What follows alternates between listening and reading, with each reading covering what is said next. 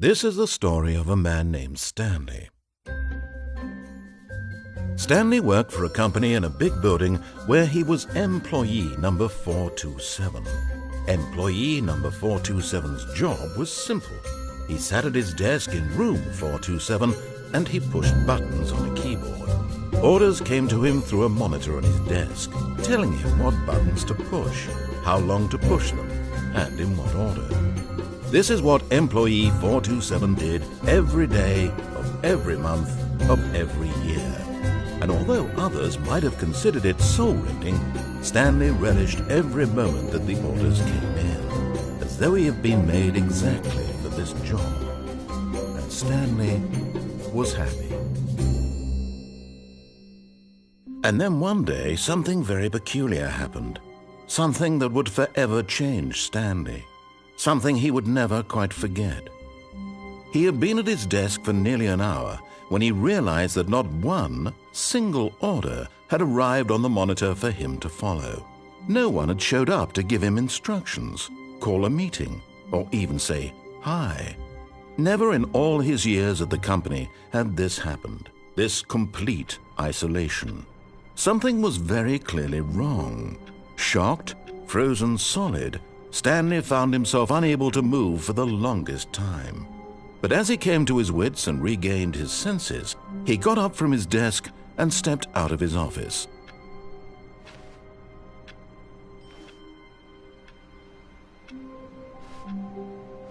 All of his co-workers were gone. What could it mean? Stanley decided to go to the meeting room. Perhaps he had simply missed a memo. No matter how hard Stanley looked, he couldn't find a trace of his co-workers.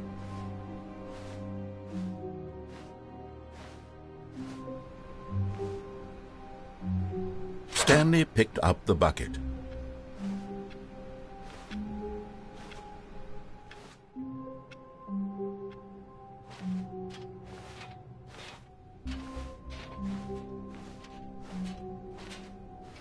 Stanley clutched the bucket tightly to his chest and entered the door on his left.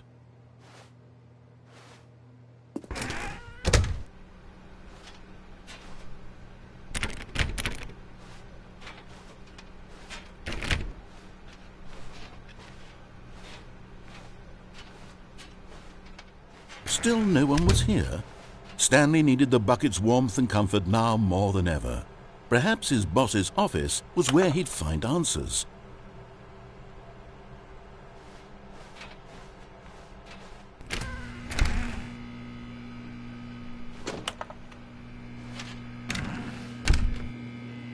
Oh, Stanley, can you feel it? The broom closet. It wants the bucket. You can feel that, can't you? The aura of jealousy? It's as clear as day. This broom closet believes it deserves the bucket. I can really feel it now.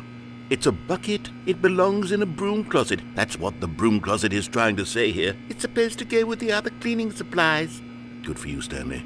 Don't give in. Don't hand over the bucket. I know how hard it must be, given the pressure that the broom closet is putting on your shoulders right now, but you have to be strong. This is your bucket. This is your companion and lifelong friend. You can't hand it over. Oh, no. We're getting into name-calling now, it seems. Is this how low the broom closet has sunk, that it has to resort to this stream of petty insults simply in order to get you to hand over the bucket? Stanley, I never liked this broom closet for a variety of reasons, but even this is worse than I had imagined.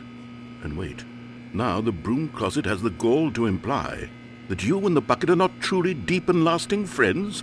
That your relationship is purely superficial and convenient? That your life is so banal and meaningless that you'd feel the same sort of kinship towards any inanimate object which happened to lay in your path in an even partially enticing manner? Well, I'd never. Go on, Stanley. Lay into it. Really tell the broom closet off for its demeaning comments. Expand on the wide variety of experiences you and the bucket have shared together. Go through each of them point by point. Share your journal entries detailing the rich emotional landscape of your feelings for the bucket as they have changed and evolved over the years. Let him have it.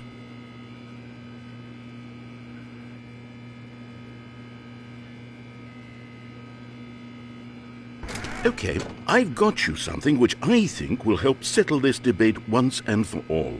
Here we go. There. Now it's settled. No more debate, no more discussion.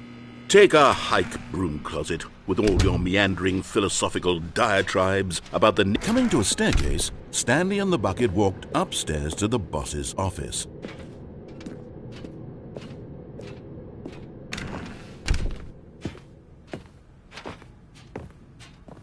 Stepping into his manager's office, Stanley was once again stunned to discover not an indication of any human life. Crushed by the weight of this revelation, Stanley may have broken down into an emotional dumpster fire if not for the soothing presence of the bucket. Even now, but Stanley guessed the correct code by sheer luck. Was it that the bucket knew all along? Was the bucket guiding him? Yes, this is certainly the most logical explanation.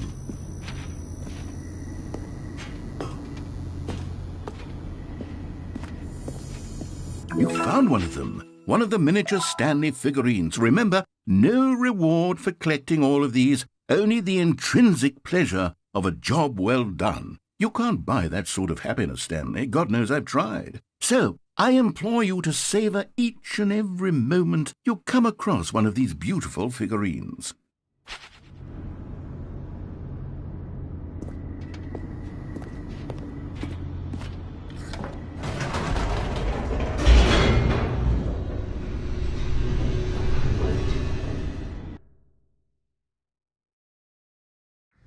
The elevator raced downward, plummeting towards an unknown fate. It would be all Stanley could do to keep himself together, if not for the bucket. Soothing him, comforting him, reassuring that in this darkest moment of uncertainty, he would be all right. The bucket is here for you, Stanley. Everything will be fine. Stanley and the bucket walked straight ahead through the large door that read, Mind Control Facility.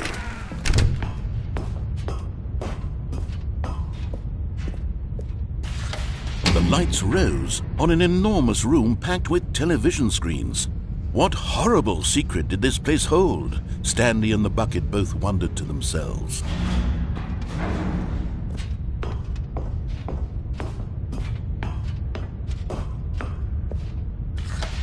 The monitors jumped to life, and Stanley nearly dropped the bucket in shock. Everyone in the office was being videotaped, monitored like guinea pigs. The bucket had never seen anything like this, and it very nearly burst into tears as Stanley cradled it gently, reassuring it that everything would be fine.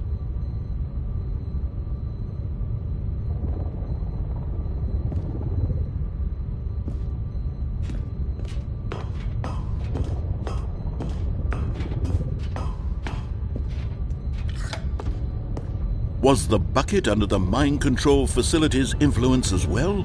Had the bucket been told to do things it didn't wish to do? What kinds of things does a bucket want to do or not want to do in the first place? These questions raced furiously in Stanley's feeble mind. No! He screamed into the bucket. He couldn't accept it. His own life in someone else's control, never!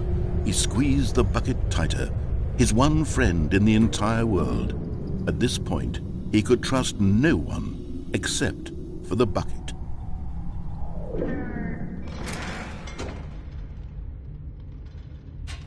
But here was the proof. The heart of the operation. Controls labeled with emotions, happy or sad or content. Walking, eating, working, all of it monitored and commanded from this very place.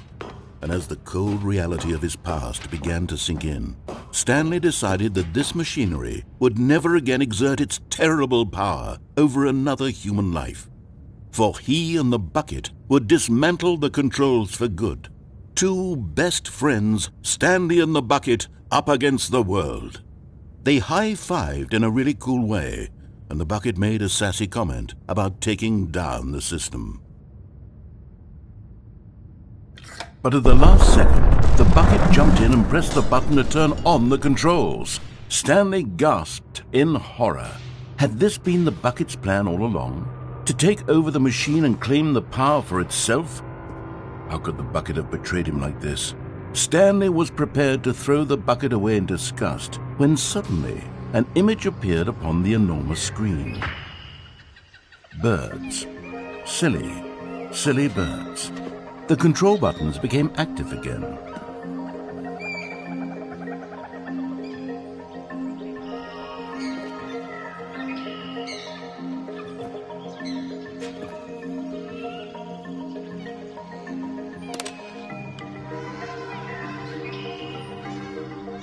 Stanley flipped through one video of silly birds after another, and then it dawned on him. This wasn't a mind control facility at all. It was a facility for monitoring and surveilling silly birds all over the world. The mind controls were only a facade to disguise its true intentions. Had the bucket known this all along? Stanley marveled at the metal genius in his hands, the one who had pointed him towards this incredible discovery. Stanley and the bucket never found freedom because they spent the rest of their lives here in this place, flipping through live streams of the silliest birds imaginable. Of all the possible paths his life could have taken, this one was surely the best. And Stanley was happy.